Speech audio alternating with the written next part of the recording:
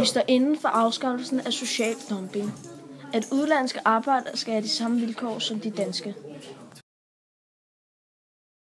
4 år er antallet socialt dumpede steget fra 35.000 til 56.000.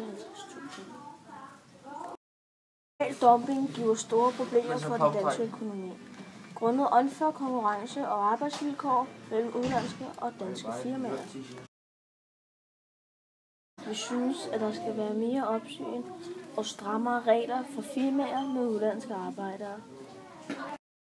Det udføres arbejdet af udenlandske firmaer, som ikke betaler skat eller moms i Danmark og blæser på de ansattes sociale rettigheder. De udenlandske arbejdere må gerne arbejde her, men under danske vilkår.